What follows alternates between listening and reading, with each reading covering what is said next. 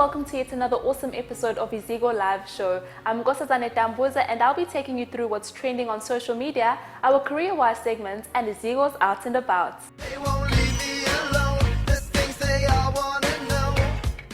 So join me for what's trending today are Mickey and Talia. How are you guys? We good. You? I'm good. I'm a bit tired, but I'm good. So guys, let's chat about the whole Data Must Fall campaign. And we know that social media users have launched the whole hashtag social media blackouts thing. What are your guys' views about that? Do you really think it's going to work? Well, I mean, if we all get together and we do it properly, then maybe we can make a change, and maybe then it'll make our networks wake up in some sort of way to change, like maybe packages, make cheaper packages, or do something to make our data problem better. I know, because I mean, data has just become unaffordable these days, and especially with Wi-Fi. It's crazy. Exactly, yeah.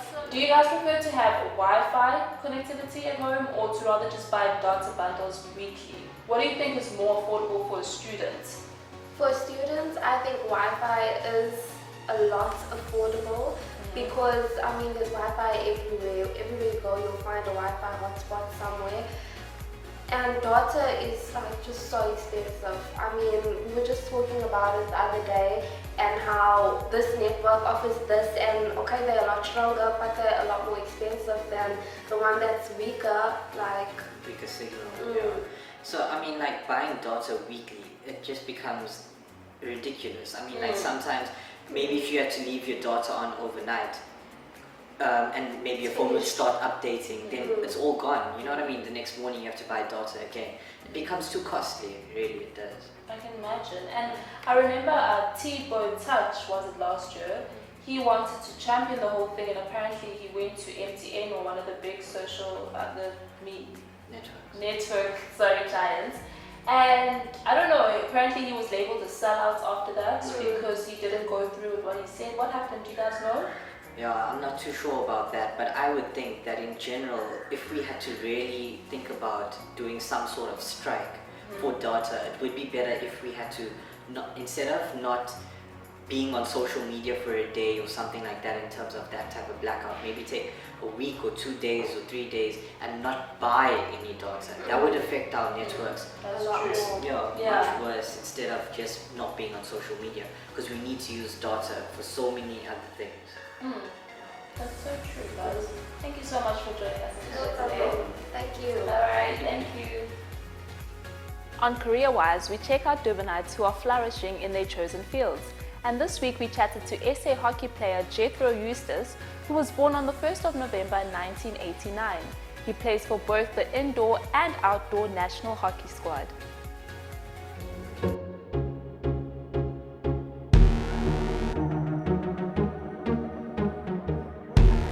My name is Jethro Eustace. I'm a current South African men's hockey player for both indoor and outdoor. I'm a student at UKZN Westville campus doing my Masters in IT. Hockey's always been in the family. I started playing hockey when I was 5 years old, I think because my mother had the background of hockey in Natal. She played the KZN under 21s back in the day, and then my father moved across from rugby and cricket to hockey, and he thought that this was the best sport for his children, so it started when we were 5. So my sister and myself played hockey when we were 5, and then it's pretty much been a passion from high school all the way through to university, and now all of a sudden I'm coaching, playing and umpiring, and pretty much fully involved at school level, club level and provincial and national level. 2 defenders, 2 attackers over there, and you know that game where you play it, both teams can score. Do you understand that game that we've done it before? Yep. Okay, let's split into half. So half of you that side, half of you this side. I'll control this side, and then we go from there. Okay, we're just going to do this for 15 minutes, then we're changing the exercise. I'd love to do this as a profession. Unfortunately, in South Africa, you cannot achieve this at the present moment, so that's why I'm involved in coaching and coaching at schools and club level. But yes, definitely my passion is to go as far as I can. The national system allows me to play in club sides in Europe, and hopefully that gives me the opportunity to earn some money for the sport I love. For kids to play hockey, I think it's a very quick, active sport that to be honest, most sports except soccer that don't compete with it. I think soccer is very close in that sense, but hockey allows kids to have skill, to have flair, to have ability, to have in a team environment. Education comes with a lot of goods and bads, I think, and I suppose sport is the same thing. And when you look at sport, and especially the sport I'm in, money doesn't tend to look after you. So when I, at 20 years old, when I decided I want to take hockey full on, at the same time I was still an undergrad student, I realized that I needed the education. The education would give me the platform that if hockey, like an injury or selection or something doesn't work out, I have something to fall on. And yeah, to the kids and the people going through the same struggle I went through, I definitely think you need to fall on an education 100%, and if you can get the highest education you can, if that's a matric, if that's undergrad, if that's postgrad, or even master's, PhD, go for it. So many universities support sport and education, so there are routes and channels that can support that. Yeah, my sponsorship at the moment is Iziko Hockey. They generally started out as just a hockey brand, but now they're going a little bit bigger and they're becoming a clothes brand, a fashion brand, and a sports brand at the same time. Where I came into contact with them was my World Cup in 2014 with the national men's team.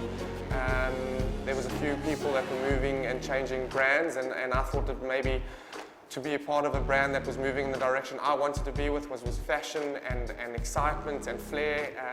That's where I wanted to be with, and the soccer appealed to me, and that's why I wanted to take them on, and they were very interested and keen, and I'm a part of the international brand, but at the same time I'm helping South Africa and distribute the brand in South Africa. Here at Iziko, we like to take it to what's hip and happening in Durban. We visited the KZN SA Gallery for the projectory art of Jennifer Morrison. Let's take a look at her inspiring art.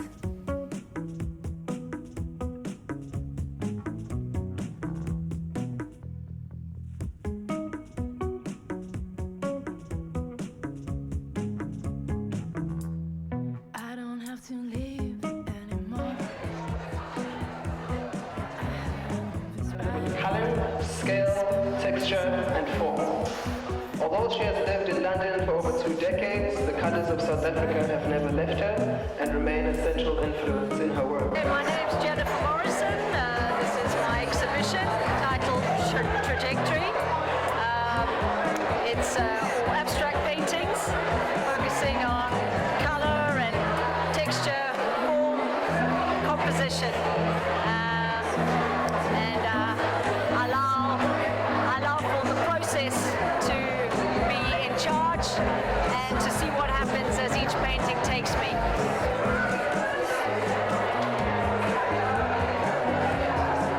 I think it all comes together quite nicely. I mean, there's sort of some playfulness, but there's some maturity as well in the way it's all constructed, and it exists in a very beautiful body in an exhibition format. I love it. I think it's beautiful because it's joyful and it's happy. It just makes me happy looking at her work. I absolutely love it, and I wish I could afford to buy it because I could very easily live with quite a few of these pictures. I really do love her work.